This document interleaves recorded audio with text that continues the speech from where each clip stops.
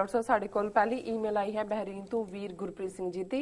ਇਹਨਾਂ ਨੇ ਬਾਬਾ ਰਣਜੀਤ ਸਿੰਘ ਢੱਡਰੀਆਂ ਬਾਰੇ ਵਾਇਰਲ ਹੋਈ ਵੀਡੀਓ ਸੰਬੰਧੀ ਲਿਖਿਆ ਹੈ। ਲਿਖਦੇ ਹਨ, ਵਾਹਿਗੁਰੂ ਜੀ ਕਾ ਖਾਲਸਾ ਵਾਹਿਗੁਰੂ ਜੀ ਕੀ ਫਤਿਹ। ਬਾਬਾ ਰਣਜੀਤ ਸਿੰਘ ਢੱਡਰੀਆਂ ਵਾਲਿਆਂ ਦੀ ਇੱਕ ਵੀਡੀਓ ਵਾਇਰਲ ਹੋਈ ਹੈ ਜਿਸ ਵਿੱਚ ਉਹਨਾਂ ਨੇ ਸਰਬੱਤ ਖਾਲਸਾ ਵਿੱਚ ਸ਼ਾਮਲ ਨਾ ਹੋਣ ਸੰਬੰਧੀ ਆਪਣਾ ਸਟੈਂਡ ਸਪਸ਼ਟ ਕੀਤਾ ਹੈ।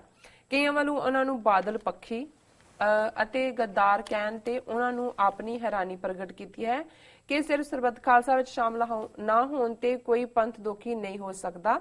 ਉਸ ਸਮੇਂ ਸਰਬੱਤ ਖਾਲਸਾ ਦੀ ਸਟੇਜ ਤੇ ਸਾਰੇ ਪੰਥ ਪ੍ਰਸਤ ਨਹੀਂ ਸਨ। ਸਿੱਖ ਨੌਜਵਾਨ ਜਿਹੜੇ ਸੋਸ਼ਲ ਮੀਡੀਆ ਤੇ ਵਧੇਰੇ ਐਕਟਿਵ ਹਨ ਉਹਨਾਂ ਨੂੰ ਪੰਥ ਗੱਦਾਰ ਢੱਡਰੀਆਂ ਵਰਗੇ ਪ੍ਰਚਾਰਕਾਂ ਲਈ ਸ਼ਬਦ ਦੀ ਵਰਤੋਂ ਕਰਨ ਤੋਂ ਗੁਰੇਜ਼ ਕਰਨਾ ਚਾਹੀਦਾ ਹੈ। ਇਹ ਪ੍ਰਚਾਰਕ ਪੰਥ ਲਈ ਚੰਗਾ ਕੰਮ ਕਰ ਰਹੇ ਹਨ। ਭਾਈ ਰਣਜੀਤ ਸਿੰਘ ਢੱਡਰੀਆਂ ਵਾਲੇ ਸੌਦਾ ਸਾਧ ਸੰਬੰਧੀ ਹੁਕਮਨਾਮੇ ਅਤੇ ਗੁਰੂ ਗ੍ਰੰਥ ਸਾਹਿਬ ਜੀ ਦੀ ਬੇਅਦਬੀ ਸੰਬੰਧੀ ਸਹੀ ਅਤੇ ਸਪਸ਼ਟ ਪ੍ਰਚਾਰ ਕਰਨ ਲਈ ਜਾਣੇ ਜਾਂਦੇ ਹਨ। ਪਰ ਉਸੇ ਵੀਡੀਓ ਵਿੱਚ ਉਹਨਾਂ ਨੇ ਸਰਬੱਤ ਖਾਲਸਾ ਵਿੱਚ ਪਾਸ ਕੀਤੇ ਗਏ ਮਤਿਆਂ ਦੀ ਨਿੰਦਾ ਕੀਤੀ ਅਤੇ 25 ਨਵੰਬਰ ਦੇ ਮਤਿਆਂ ਨੂੰ ਸਹੀ ਦੱਸਿਆ। ਇਹ ਗੱਲ ਮੇਰੇ ਹਜ਼ਮ ਨਹੀਂ ਹੋਈ। ਹੋ ਸਕਦਾ ਹੈ ਕੋਈ 13 ਦੇ 13 ਮਤਿਆਂ ਨਾਲ ਸਹਿਮਤ ਨਾ ਹੋਵੇ, ਪਰ ਇਸ ਗੱਲ ਵਿੱਚ ਕੋਈ ਸ਼ੱਕ ਨਹੀਂ ਕਿ ਜੇ ਇਹ ਮਤੇ ਲਾਗੂ ਹੋਣ ਤਾਂ ਇਹ ਕੌਮ ਨੂੰ ਸਹੀ ਦਿਸ਼ਾ ਵੱਲ ਲਿਜਾਣ ਦੀ ਯੋਗਤਾ ਰੱਖਦੇ ਹਨ। ਵਰਲਡ ਸਿੱਖ ਪਾਰਲੀਮੈਂਟ ਦੀ ਗੱਲ ਅਤੇ ਇਹ ਗੱਲ ਸਪਸ਼ਟ ਹੈ ਕਿ ਇਹ ਜਥੇਦਾਰ ਸਿਰਫ ਵਿਸਾਖੀ 2016 ਤੱਕ ਹੀ ਥਾਪੇ ਗਏ ਹਨ। ਉਸ ਤੋਂ ਬਾਅਦ ਨਵੇਂ ਜਥੇਦਾਰ ਥਾਪੇ ਜਾਣਗੇ ਅਤੇ ਜਥੇਦਾਰਾਂ ਦੀ ਨਿਯੁਕਤੀ ਦਾ ਵਿਧੀ ਵਿਧਾਨ ਤਿਆਰ ਕੀਤਾ ਜਾਵੇਗਾ। ਉਦੋਂ ਤੱਕ ਗੁਰਦੁਆਰਾ ਸਾਹਿਬਾਨਾਂ ਨੂੰ ਸਿਆਸਤ ਤੋਂ ਮੁਕਤ ਕਰਨ ਦੀ ਗੱਲ ਵੀ ਹੈ। ਇਹਨਾਂ ਮਤਿਆਂ 'ਚ ਜਿਹੜੇ ਮੁੱਦੇ ਭਾਈ ਰਣਜੀਤ ਸਿੰਘ ਢੱਡਰੀਆਂ ਵਾਲਿਆਂ ਨੇ ਸਰਬੱਤ ਖਾਲਸਾ ਵਿੱਚ ਸ਼ਾਮਲ ਨਾ ਹੋਣ ਲਈ ਚੁੱਕੇ ਹਨ ਉਹ ਤਾਂ ਸਰਬੱਤ ਖਾਲਸਾ ਦੇ ਮਤਿਆਂ ਵਿੱਚ ਸਾਫ਼ ਨਜ਼ਰ ਆ ਰਹੇ ਹਨ। ਪਰ ਇਸ ਵੀਡੀਓ ਵਿੱਚ ਉਹਨਾਂ ਨੇ 25 ਨਵੰਬਰ ਦੇ ਮਤਿਆਂ ਨੂੰ ਜਸਟੀਫਾਈ ਕਰਨ ਦੀ ਨਾਕਾਮ ਕੋਸ਼ਿਸ਼ ਕੀਤੀ ਹੈ। ਉਹਨਾਂ ਨੂੰ ਉਸ 'ਚ ਕੋਈ ਖਾਮੀ ਨਹੀਂ ਲੱਭੀ ਕਿਉਂਕਿ ਉਹ ਆਪ ਉਹਨਾਂ ਮਤਿਆਂ ਦਾ ਹਿੱਸਾ ਸਨ। ਉਹਨਾਂ ਨੂੰ ਸਰਬੱਤ ਖਾਲਸਾ ਦੇ ਮਤਿਆਂ ਵਿੱਚ ਖਾਮੀਆਂ ਨਹੀਂ ਸੀ ਕੱਢਣੀਆਂ ਚਾਹੀਦੀਆਂ, ਬਲਕਿ ਸਰਬੱਤ ਖਾਲਸਾ ਨੂੰ ਮੁੱਖ ਰੱਖ ਕੇ ਪੰਥ ਨੂੰ ਸੇਧ ਦੇਣੀ ਚਾਹੀਦੀ ਹੈ। ਮੈਂ ਇਹ ਕਹਿ ਕੇ ਆਪਣੀ ਗੱਲ ਖਤਮ ਕਰਦਾ ਹਾਂ ਕਿ ਕਿਸੇ ਵੱਲੋਂ ਵੀ ਢੱਡਰੀਆਂ ਵਾਲਿਆਂ ਬਾਰੇ ਅਸਪਸ਼ਟ ਅਪਸ਼ਬਦ ਵਰਤਨ ਦੀ ਮੈਂ ਨਿੰਦਾ ਕਰਦਾ ਹਾਂ ਤੇ ਨਾਲ ਹੀ ਢੱਡਰੀਆਂ ਵਾਲਿਆਂ ਨੂੰ ਵੀ ਸਮਝਣਾ ਚਾਹੀਦਾ ਹੈ ਅਤੇ ਆਪਣੇ ਆਪ ਨੂੰ ਸਹੀ ਸਾਬਤ ਕਰਨ ਲਈ ਸਰਬੱਤ ਖਾਲਸਾ ਦੀ ਨਿਖੇਧੀ ਨਹੀਂ ਕਰਨੀ ਚਾਹੀਦੀ। ਜੀ ਡਾਕਟਰ ਸਾਹਿਬ, ਮੇਰਾ ਖਿਆਲ ਹੈ 25 ਅਕਤੂਬਰ ਸੀ ਜਿਹਨੂੰ ਤੁਸੀਂ 25 ਨਵੰਬਰ ਪੜ੍ਹਿਆ ਜਾਂ ਉਹਨਾਂ ਨੇ ਲਿਖਿਆ 25 ਨਵੰਬਰ। ਵੀਰ ਗੁਰਪ੍ਰੀਤ ਸਿੰਘ ਜੀ ਦਾ ਬਹੁਤ ਬਹੁਤ ਸ਼ੁਕਰੀਆ। ਉਹਨਾਂ ਨੇ ਸਾਨੂੰ ਬਹਿਰੀਨ ਤੋਂ ਲਿਖਿਆ ਜੀ। ਉਹਨਾਂ ਨੇ ਬਾਬਾ ਰਣਜੀਤ ਸਿੰਘ ਢੱਡਰੀਆਂ ਵਾਲੇ ਜਿਨ੍ਹਾਂ ਨੂੰ ਅੱਜ ਕੱਲ੍ਹ ਕਾਫੀ ਕ੍ਰਿਟਿਸਿਜ਼ਮ ਦਾ ਸਾਹਮਣਾ ਕਰਨਾ ਪਿਆ, ਫਿਰ ਇਸ ਕਰਕੇ ਉਹਨਾਂ ਨੇ ਜਿਹੜੀ ਆਪਣੀ ਸਪਸ਼ਟੀਕਰਨ ਲਾਈਨ ਦਿੱਤੀ ਉਸ ਦੇ ਵਿੱਚ ਉਹਨਾਂ ਨੇ ਫਰਸਟ੍ਰੇਸ਼ਨ ਵੀ ਹੈ ਔਰ ਇਹ ਸਮਝਿਆ ਜਾ ਸਕਦਾ ਹੈ ਕਿ ਬਹੁਤ ਵਾਰ ਜਦੋਂ ਅਸੀਂ ਧਾਰਮਿਕ ਫੀਲਡ 'ਚ ਹੁੰਦੇ ਹਾਂ ਤਾਂ ਫਿਰ ਜ਼ਿਆਦਾ ਲੋਕ ਜੈ ਜੈਕਾਰ ਕਰਨ ਵਾਲੇ ਹੁੰਦੇ ਨੇ ਔਰ ਸਤਿਕਾਰ ਦੇਣ ਵਾਲੇ ਹੁੰਦੇ ਨੇ। ਪਰ ਜ਼ਾਹਰ ਹੈ ਕਿ ਜਦੋਂ ਤੁਸੀਂ ਪੰਥਕ ਪਿੜ ਦੇ ਵਿੱਚ ਜਾਂ ਜਿਹਦੇ 'ਚ ਸਿਆਸਤ ਵੀ ਇਨਵੋਲਵ ਹੈ, ਕਿਸੇ ਹੱਦ ਤੱਕ ਦੁਸ਼ਮਣ ਦਾ ਆਪਣਾ ਨੈਟਵਰਕ ਵੀ ਇਨਵੋਲਵ ਹੈ ਔਰ ਕੋਈ ਅੱਜ ਕੱਲ੍ਹ ਇਹ ਪਤਾ ਨਹੀਂ ਹੁੰਦਾ ਵੀ ਤੁਸੀਂ ਜਿਹੜੇ ਨਾਂ ਦੇ ਥੱਲੇ ਤੁਹਾਨੂੰ ਚੈਲੰਜ ਕੀਤਾ ਜਾ ਰਿਹਾ ਹੈ, ਕਿਹਾ ਜਾ ਰਿਹਾ ਕੌਣ ਹੈ। ਬਹੁਤ ਸਾਰੀ ਏਜੰਸੀਆਂ ਦੀ ਆਪਣੀ ਦੌੜ ਹੈ, ਆਪਣੀ ਖੇਡ ਹੈ। ਸੋ ਉਸ ਤੋਂ ਕਾਫੀ ਜਿਹੜੇ ਨੇ ਉਹ ਉਦਾਸ ਵੀ ਲੱਗਦੇ ਨੇ। ਸੋ ਕੁੱਲ ਮਿਲਾ ਕੇ ਉਹਨਾਂ ਨੇ ਵੀਰ ਗੁਰਪ੍ਰੀਤ ਸਿੰਘ ਹੋਰਾਂ ਨੇ ਦੋ ਨੁਕਤੇ, ਮੈਂ ਤਾਂ ਨਹੀਂ ਦੇਖੀ ਉਹਨਾਂ ਦੀ ਵੀਡੀਓ ਕਿਉਂਕਿ ਮੈਨੂੰ ਤਾਂ ਇਹ ਪਤਾ ਹੈ ਕਿ ਇਨ ਦਾ ਐਂਡ ਜਦੋਂ ਤੁਸੀਂ ਇਸ ਪੀੜ 'ਚ ਆਣਾ ਜੀ ਸੋ ਸਾਰਿਆਂ ਨੇ ਤੁਹਾਡੀ ਤਾਰੀਫ ਨਹੀਂ ਕਰਨੀ, ਸਾਰਿਆਂ ਨੇ ਤੁਹਾਡਾ ਜਿਹੜਾ ਹੈ ਉਹ ਜੋ ਤੁਸੀਂ ਸੋਚਦੇ ਹੋ ਉਸ ਮੁਤਾਬਕ ਉਹਨਾਂ ਨੇ ਨਹੀਂ ਸੋਚਣਾ ਜੀ। ਔਰ ਮੈਂ ਇਹ ਵੀ ਦੇਖਦਾ ਕਿ ਬਹੁਤ ਵਾਰੀ ਉਹ ਜਿਹੜਾ ਅਨਸੀਨ ਹੈਂਡ ਹੈ, ਜਿਹੜਾ ਹੱਥ ਸਾਨੂੰ ਨਜ਼ਰ ਨਹੀਂ ਆਉਂਦਾ, ਉਹ ਆਪਣੀ ਖੇਡ ਖੇਡਦੇ ਨੇ। ਔਰ ਅਸੀਂ 20-25 ਸਾਲ ਦੀ ਆਪਣੀ ਪੰਥਕ ਜ਼ਿੰਦਗੀ ਦੇ ਵਿੱਚ ਬਹੁਤ ਕੁਛ ਐਸਾ ਲਿਆ ਹੈ, ਅਜੇ ਕਿਹੜਾ ਸਾਡੇ ਕੋਟਾ ਮੁੱਕ ਗਿਆ, ਨਾਲ ਨਾਲ ਹੀ ਰਹਿਣਾ।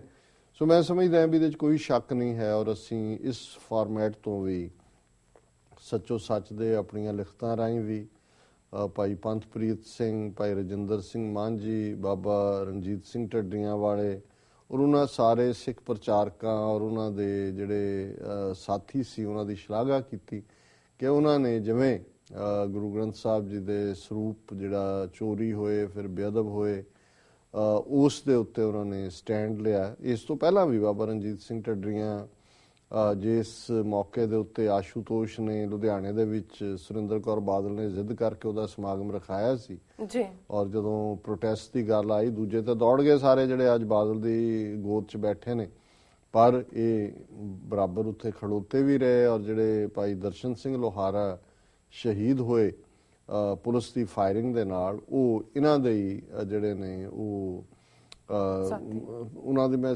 ਸਾਥੀ ਕਵਾਂਗਾ, ਮੈਂ ਫਾਲੋਅਰ ਤਾਂ ਨਹੀਂ ਕਹਿਣਾ ਚਾਹੁੰਦਾ, ਫਾਲੋਅਰ ਤਾਂ ਗੁਰੂ ਦਾ ਹੀ ਹੁੰਦਾ ਸਿੱਖ। ਹੁਣ ਪਰ ਇਹਦੇ 'ਚ ਮੈਂ ਇਹ ਸਮਝਦਾ ਵੀ ਜਿਨ੍ਹਾਂ ਮਤਿਆਂ ਦੀ ਗੱਲ 25 ਅਕਤੂਬਰ ਦੇ ਹਵਾਲੇ ਨਾਲ ਮੈਂ ਤਾਂ ਨਹੀਂ ਸੁਣਿਆ ਹੈ ਜਿਵੇਂ ਕਿਹਾ ਕਿ ਵੀ ਉਹਨੂੰ ਉਹ ਜਸਟੀਫਾਈ ਕਰਦੇ ਨੇ ਔਰ ਸਰਬੱਤ ਖਾਲਸਾ ਦੇ ਮਤਿਆਂ ਤੇ ਉਹਨਾਂ ਨੂੰ ਇਤਰਾਜ਼ ਹੈ। ਇਹ ਠੀਕ ਹੈ ਵੀ ਧਾਰਮਿਕ ਸ਼ਖਸੀਅਤਾਂ ਦਾ ਰੋਲ ਧਾਰਮਿਕ ਦਾਇਰਾਕਾਰ 'ਚ ਹੀ ਹੁੰਦਾ ਹੈ, ਪਰ ਤੁਸੀਂ ਹਮੇਸ਼ਾ ਜਦੋਂ ਕਈ ਵਾਰ ਇੱਕ ਪਾਸੇ ਅਸੀਂ ਸਿੱਖੀ 'ਚ ਸੰਤ ਸਿਪਾਹੀ ਦੀ ਗੱਲ ਕਰਦੇ ਹਾਂ, ਰਾਜਯੋਗ ਦੀ ਗੱਲ ਕਰਦੇ ਹਾਂ, 10ਵੇਂ ਪਾਤਸ਼ਾਹ ਜਾਂ ਸਾਡੇ ਗੁਰੂ ਸਾਹਿਬਾਨ ਤੋਂ ਵੱਧ ਕੇ ਤਾਂ ਕੋਈ ਧਾਰਮਿਕ ਨਹੀਂ ਹੋ ਸਕਦਾ, ਅਸੀਂ ਉਹਨਾਂ ਦੇ ਹੀ ਸਿੱਖ ਹੈ। ਪਰ ਉਹਨਾਂ ਨੇ ਜਦੋਂ ਵੇਲਾ ਆਇਆ ਜੰਗ ਦੇ ਮੈਦਾਨ ਦੇ ਵਿੱਚ ਤੇ ਫਿਰ ਜੂਝੇ ਨੇ, ਹਥਿਆਰ ਵੀ ਚੁੱਕੇ ਨੇ, ਜਿਹੜਾ ਫਾਈਨਲੀ ਜਿਹੜੀਆਂ ਉਹ ਆਪਣੇ ਬੱਚੇ ਆਪਣਾ ਸਰਬੰਸ ਵੀ ਕੁਰਬਾਨ ਕੀਤੇ। ਸੋ ਮੈਂ ਸਮਝਦਾ ਵੀ ਜਿਸ ਕਿਸਮ ਦਾ ਮਾਹੌਲ ਅੱਜ ਪੰਜਾਬ ਦੇ ਵਿੱਚ ਖਾਸ ਤੌਰ ਤੇ ਜਿਹੜਾ ਏਜੰਸੀਆਂ ਦੇ ਹਮਲਾਵਰ ਰੁਖ ਨੇ ਬਣਾਇਆ ਹੋਇਆ ਹੈ, ਸ਼ਾਇਦ ਕੋਈ ਵੀ ਜਿਹੜਾ ਇਸ ਪਿੜ 'ਚ ਆਉਣਾ ਚਾਹੇਗਾ ਉਹ ਲਾਈਨ ਨਹੀਂ ਖਿੱਚ ਸਕੇਗਾ ਵੀ ਉਸ ਦਾ ਦਾਇਰਾਕਾਰ ਕਿੱਥੇ ਮੁੱਕਦਾ ਹੈ ਤੇ ਕਿੱਥੋਂ ਦੂਸਰਿਆਂ ਦਾ ਸ਼ੁਰੂ ਹੁੰਦਾ, ਜਾਂ ਧਰਮ ਕਿੱਥੇ ਮੁੱਕਦਾ ਹੈ ਤੇ ਸਿਆਸਤ ਕਿੱਥੋਂ ਸ਼ੁਰੂ ਹੁੰਦੀ ਹੈ। ਕਿਉਂਕਿ ਜੇ ਗੁਰੂ ਗ੍ਰੰਥ ਸਾਹਿਬ ਦੀ ਬੇਅਦਬੀ ਹੁੰਦੀ ਹੈ, ਇਹ ਧਾਰਮਿਕ ਹੈ, ਜ਼ਾਹਰ ਹੈ ਔਰ ਇਹਦੇ ਲਈ ਖਲੋਣ ਹੈ, ਪਰ ਜਿਹੜੇ ਬੇਅਦਬੀ ਕਰਨ ਵਾਲਿਆਂ ਨੂੰ ਜਿਹੜੇ ਪੈਟਰਨਾਈਜ਼ ਕਰਦੇ ਨੇ, ਸਰਕਾਰ ਦੇ ਨਾਲ ਰਲੇ ਹੋਏ ਨੇ, ਸਰਕਾਰ ਜਿਹੜੀ ਹੈ, ਜੇ ਤੁਸੀਂ ਇਨਸਾਫ ਲੈਣ ਲਈ ਸਰਕਾਰ ਬਦਲਣੀ ਹੈ ਤੇ ਫਿਰ ਤੁਸੀਂ ਸਰਕਾਰ ਬਦਲਣ ਲਈ ਜੋ ਵੀ ਕਰੋਗੇ ਉਹ ਸਿਆਸਤ ਹੈ।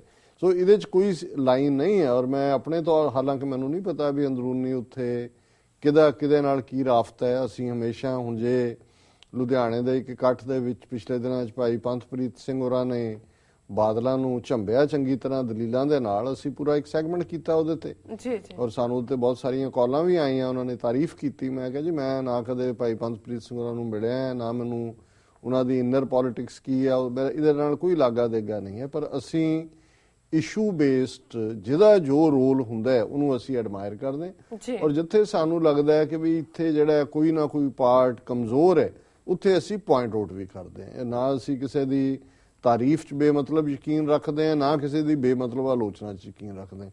ਸੋ ਅਸੀਂ ਸਮਝਦੇ ਹਾਂ ਵੀ 25 ਅਕਤੂਬਰ ਦਾ ਬੇਸ਼ੱਕ ਉਹ ਉਹਨਾਂ ਦਾ ਅੰਤਮ ਅਰਦਾਸ ਸੀ, ਭੋਗ ਦੀ ਅਰਦਾਸ ਸੀ, ਜਿਹੜੇ ਸ਼ਹੀਦ ਹੋਏ ਭਾਈ ਗੁਰਜੋਤ ਸਿੰਘ ਔਰ ਭਾਈ ਕ੍ਰਿਸ਼ਨ ਭਗਵਾਨ ਸਿੰਘ, ਪਰ ਉਹਨਾਂ ਮਤਿਆਂ 'ਚੋਂ ਮੈਨੂੰ ਤਾਂ ਕੁਛ ਨਹੀਂ ਸੀ ਨਜ਼ਰ ਆਇਆ, ਕਿਉਂਕਿ ਮੈਂ ਇਹ ਸਮਝਦਾ ਸੀ ਕਿ ਵੀ ਇਹ ਉਹਦੇ ਚਲੋ ਕਹਿ ਸਕਦੇ ਨੇ ਕਿ ਜੀ 2 ਭਰਾ ਰਿਲੀਜ਼ ਹੋ ਗਏ, ਔਰ ਉਸ ਤੋਂ ਇਲਾਵਾ ਨਾ ਤਾਂ ਜਿਹੜੀ ਫਿਰ ਡੈਡਲਾਈਨ ਦਿੱਤੀ, ਫਿਰ ਉਹਦੇ ਸੀ ਜੀ ਅਸੀਂ ਖੂਨ ਭੇਟ ਕਰਾਂਗੇ, ਦੇ ਆਏ ਬਾਟਾ ਖੂਨ ਦਾ, ਉਸ ਤੋਂ ਬਾਅਦ ਗੱਲ ਉੱਥੇ ਕਿ ਰੁਕ ਗਈ, ਉਹਨਾਂ ਨੇ ਨਿਕਲਣਾ ਸੀ, ਨਿਕਲਣ ਨਹੀਂ ਦਿੱਤਾ, ਫਿਰ ਅਗਲਾ ਸਟੈਪ ਕੀ ਹੈ।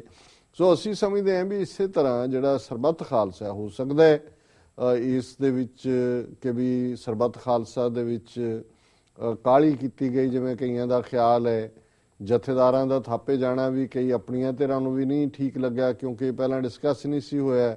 ਲੇਕਿਨ ਇਹਦੇ ਬਾਵਜੂਦ ਅਸੀਂ ਸਮਝਦੇ ਹਾਂ ਕਿ ਕੁਝ ਚੀਜ਼ਾਂ ਜਿਹੜੀ ਇੰਪਲਸ ਹੁੰਦੀ ਹੈ, ਕਿਉਂਕਿ ਸਰਬੱਤ ਖਾਲਸੇ ਦਾ ਫੈਸਲਾ ਸਤੰਬਰ ਦੇ ਵਿੱਚ ਜਿਹੜਾ ਕੀਤਾ ਹੋਇਆ ਸੀ, ਉਹਦੀ ਕਾਲ ਜਿਹੜੀ ਉਹ ਪਹਿਲਾਂ ਦਿੱਤੀ ਹੋਈ ਸੀ।